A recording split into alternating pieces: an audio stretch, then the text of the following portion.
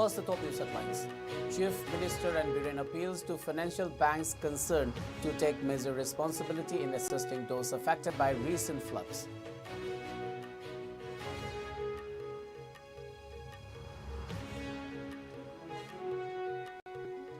Recent reports of infiltration of 900 trained Kuki militants from Myanmar could not be substantiated, says Manipur Director General of Police.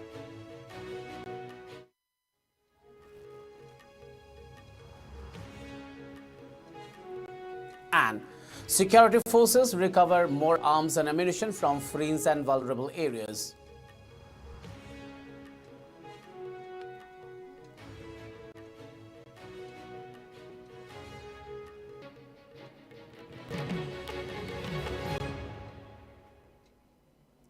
A very good evening. You're watching ICE English News. This is Suraj Khongban Tabam giving you the news. Now the news in detail. Chief Minister Ann Biren has appealed to the financial banks concerned to take major responsibility in assisting those affected by recent floods this year. The Chief Minister, while making this statement, gave special reference to those affected residents taking shelter at various relief camps in Mayang Imphal and Moirang Assembly constituencies. He made this statement while addressing virtually inaugurating new branches of Manipur State Cooperative Bank MSCB Limited at Mayang Imphal and Moirang today. The local MLAs were also present at the MSCB branch inauguration today. On the other hand, the virtual inauguration held at the Chief Minister's Secretariat was attended by Chief Secretary Dr. Vinit Joshi and top-ranking officials of MSCB among others. Speaking on the occasion, Chief Minister Ann Biren said, Mayang Imphal constituency was repeatedly affected by floods this year. Fish farmers are still suffering due to the damage caused by the recent floods. Similar situation witnessed the people of Moirang constituency. Not to mention that many internally displaced people are taking refuge at various relief camps in these constituencies due to the ongoing violence. He appealed to the MSCB officials to pay special attention to support the affected residents. Taking the time to appreciate the MSCB, the Chief Minister lauded the Cooperative Bank for extending all possible assistances in fulfilling the requirements of the People's Day, Hills Leaders Day and other state programs. The Chief Minister also pointed out that the MSCB spared 17 crore rupees for a total of 1,095 self-help groups in the last 5 years. Additionally, the Chief Minister showed respect to MSCB for giving an overall financial aid of more than 15 crore rupees for startup schemes taken up under the government of Manipur.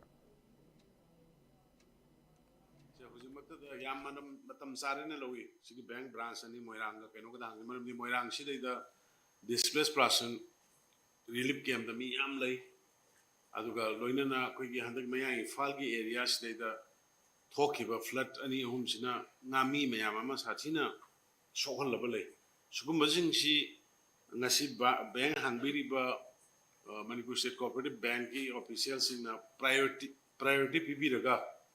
I know loan Naka Mangre, and loan say arrival on Sinise, Sikra Lorotam Tom Sinkalo, and Moirang the Ladyba, a Quigi Moirang district area, the Ladyba, relief came the Ladyba Sinsiki. Banki Kambush in Moy Manak to the Kem Gumato Biraga, Hambiraga, Karikariwali, announcing like Tambaki problem Libra, other you know, Imung Sinkanakana, Hinganabagi, Dukan Gumba, over any small investment, the way of Matin Panguya, but a Pangani having it has a Pongokchari. I quite Yano was a car see Laga, 17, the Gilaka and the Paikalakiba various scheme, go to hills ski scheme, the mission the go to village ski the Kungang the Mapamapam to the Tenaba, missing Yawana Tarva, Mayam to give Mogi Palm Java, Mogi financial assistance, Pinamatam, the Banki loan Namatana, the Satina Wana, Mission Prajasima, Tenava Sudu, Kokan, but the Am Sound of Mating Pang, but Saruk Yaba Bang, Amani, Hibishim, they appreciate knowing it. The Manipur government in a press release clarified that recent reports of the infiltration of 900 trained Kuki militants from Myanmar allegedly to carry out attacks on Meiteis on September 28 could not be substantiated. A statement issued and signed by Manipur Director General of Police DGP Rajiv Singh stated that in view of the recent reactions from different communities regarding input of infiltration of 900 trained Kuki militants from Myanmar to carry out attacks on Meiteis on September 28, it is clarified that the input was verified from different quarters, but it could not be substantiated on the ground. Further, the press note stated that all communities have been assured of their safety and are advised not to believe in rumors or unverified information. Security advisor to the Chief Minister of Manipur, Kuldip Singh, on September 20th confirmed the infiltration of approximately 900 well-trained Kuki militants from Myanmar. Addressing the media, Singh had said that the police department is treating this alarming development with utmost seriousness, implementing necessary precautionary measures to counter potential threats. Singh's statements come in response to recent intelligence inputs suggesting a coordinated attack planned for September 28. He announced that a strategic operation group meeting was convened on September 18, involving top officials from various security agencies, including the Army, Assam Rifles, and CRPF, to address these grave security concerns. Singh said border security forces, particularly the Assam Rifles, have been placed on high alert in districts bordering Myanmar, such as Farzol, Churchandpur, and Kamsong. He highlighted the urgent need to monitor areas where militants may possess licensed firearms and explosives, particularly amidst ongoing construction activities.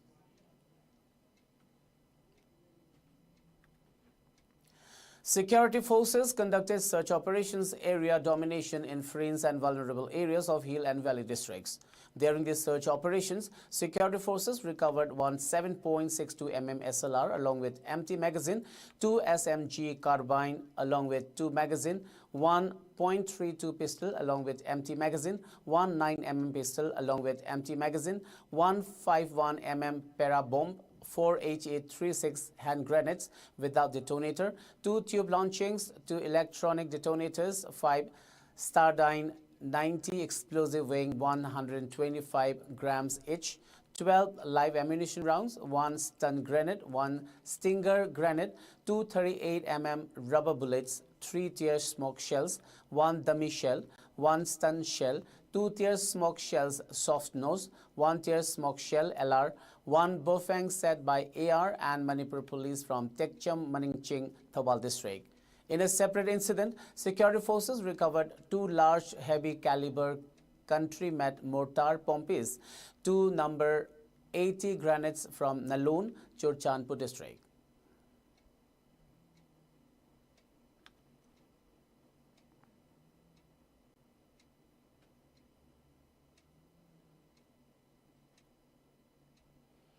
A devastating fire suspected to have been caused by an electric short circuit ravaged the home of a 50-year-old widow in Imphal West, Manipur today. The victim was identified as Laishram Ongbi Thambalngobi Devi. The blaze began on the second floor of the semi-pakka building around 7:30 a.m., spreading rapidly to the lower portion. Thambalngobi Devi, who was working on the ground floor, was alerted by neighbors who noticed smoke billowing from the upper floor. Despite swift response from firefighters and locals, the intense flames destroyed valuable items on the second floor. 3 fire tenders arrived at the scene containing the blaze and preventing it from spreading to adjacent houses. The full extent of the damage is currently being assessed. Investigation into the exact cause and damage assessment is being carried out.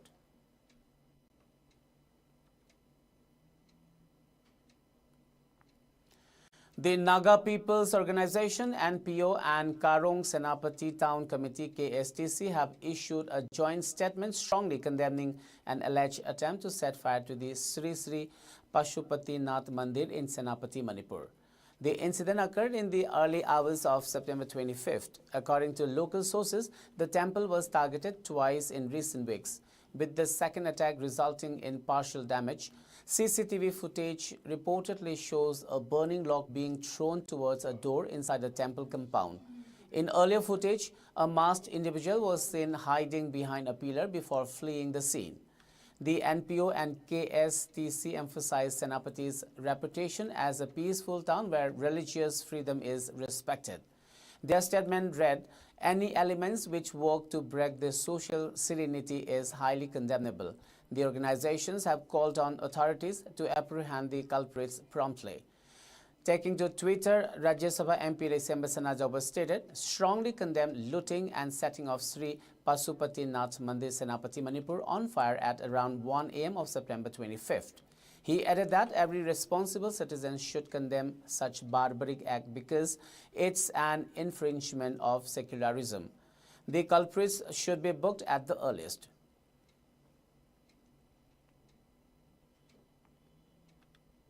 In a tragic incident, a milk tanker en route from Uttar Pradesh to Guwahati met with a head-on collision with a truck, leaving the driver trapped inside the vehicle for nearly half an hour. The incident took place on National Highway 27. Hearing the loud crash, local residents rushed to the scene, managing to rescue the driver and swiftly transporting him to a nearby hospital for urgent medical attention. The Sarfanguri police also arrived promptly at the accident site and arranged for the driver to be shifted to the hospital via ambulance. The tractor involved in the accident was registered under the number UP15CT1917. Investigations are ongoing to determine the exact circumstances leading to the collision.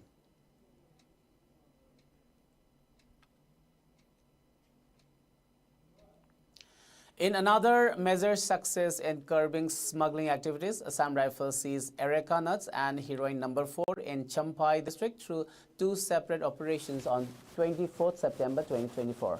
Acting on specific intelligence, a joint team of Assam Rifles and Champai Excise and Narcotics conducted the operations, which resulted in the recovery of 4,200 kilograms of Areca nuts and heroin number 4 in Murlan village and Jote village. 2 individuals, both residents of Assam, were apprehended. The confiscated items have been handed over to the Champai Excise and Narcotics Department for further legal action.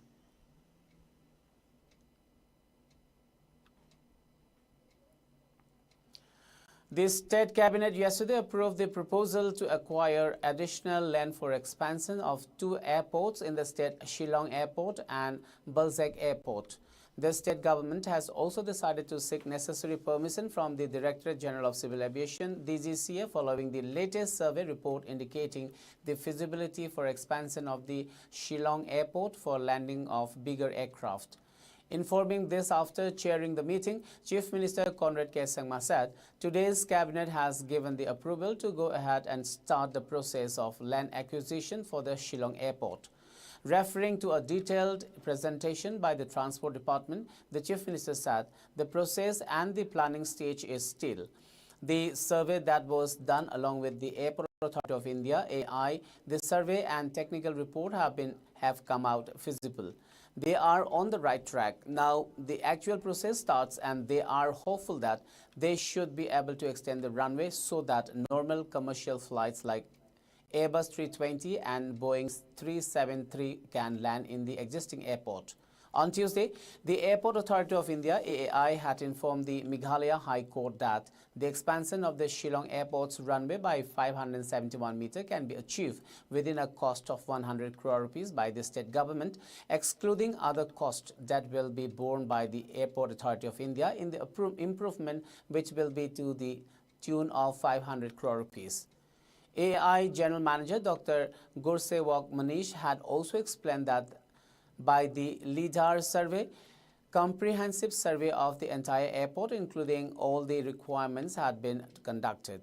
The Chief Minister informed that the work for the Balzac Airport had started before the process for the Shillong Airport started because the government is looking at a new location for Umroi Airport.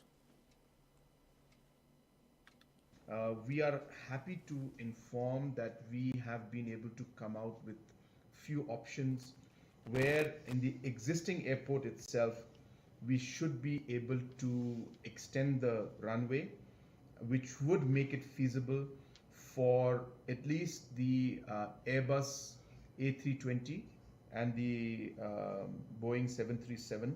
737 is that correct? Yes, sir. Boeing 737, which is about 180, 170 seater aircrafts. In layman's term, basically the Indigo flights and the SpiceJet flights that we normally take. So this particular study and this particular master plan and this implementation should allow us to make the landing of these aircrafts feasible in the existing airport that we have.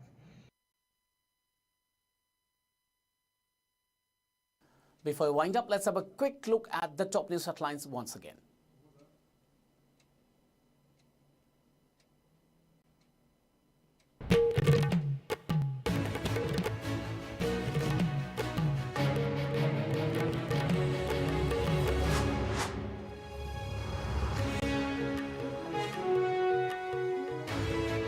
Chief Minister N. Biren appeals to financial banks concerned to take measure responsibility in assisting those affected by recent floods.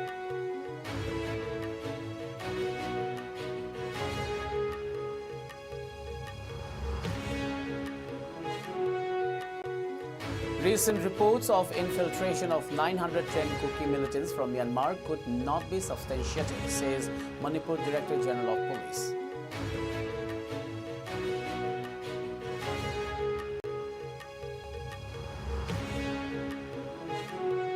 And security forces recover more arms and ammunition from frees and vulnerable areas.